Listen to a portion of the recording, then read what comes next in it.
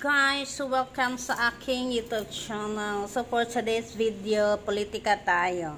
Charot. So ayan na guys, sa daming nangyaring kaguluhan sa mundo, ito sa ating bansa, sa Pilipinas, lalo na sa mga politika, yung mga mga political war. Ayan.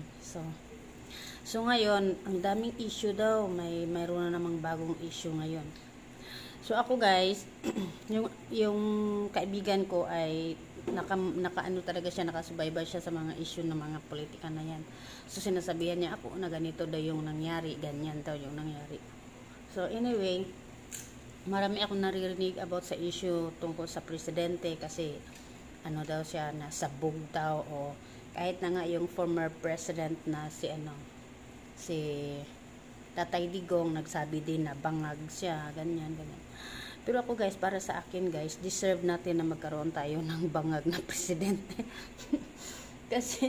kasi binoto natin siya guys. So wala na tayong magawa guys, no?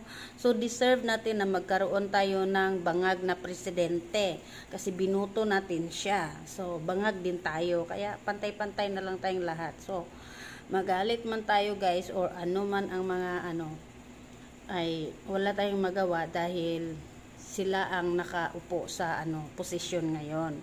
So iiyak man tayo ng iiyak guys, wala na tayong magagawa. Maghihirap talaga tayo sa loob ng 6 na taon. So anyway, 6 na taon lang naman, tiis-tiis din na lang natin yan, dahil nga deserve natin na magkaroon tayo ng ng bangag na presidente kasi binoto man natin. So wala na tayong magawa. So kaya na lang, tanggap na lang tayo pag may time, no? Tanggapin na lang yung katotohanan na yung presidente natin ay bangag. So deserve natin yun.